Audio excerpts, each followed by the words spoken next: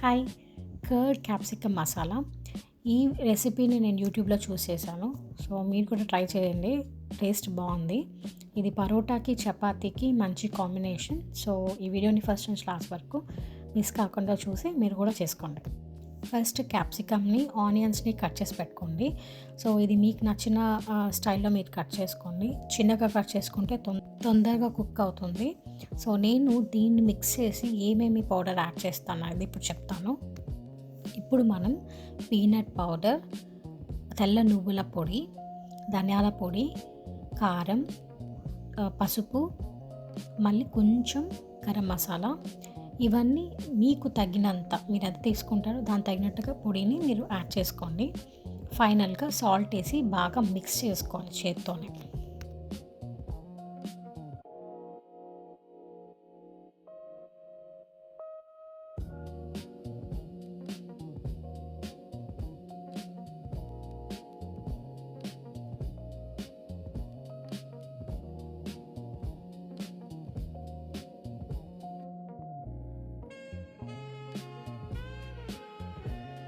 ఇవన్నీ మిక్స్ చేసుకున్నాక ఒక కడాయిలో ఆయిల్ వేసుకొని, ఆయిల్ హీట్ అయిన తర్వాత జీలకర్ర, సోంపు, చాప్ చేసుకున్న తెల్లగడ్డలు, గ్రేట్ చేసుకున్న అల్లం, కర్రీ లీవ్స్ వేసి కొంతసేపు అలా సాట్ చేయండి.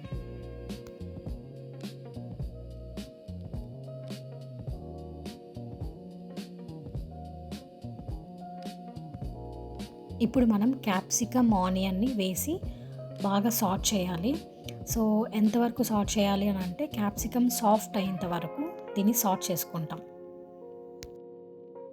ఇది సాఫ్ట్ అయిన తర్వాత మనం కర్డ్ యాడ్ చేయాలి. ఒక 4 table spoon of curd add చేసి దీన్ని అన్నీ మిక్స్ చేసి మూత పెట్టి ఒక 5 మినిట్స్ అలా కుక్ చేసుకోండి.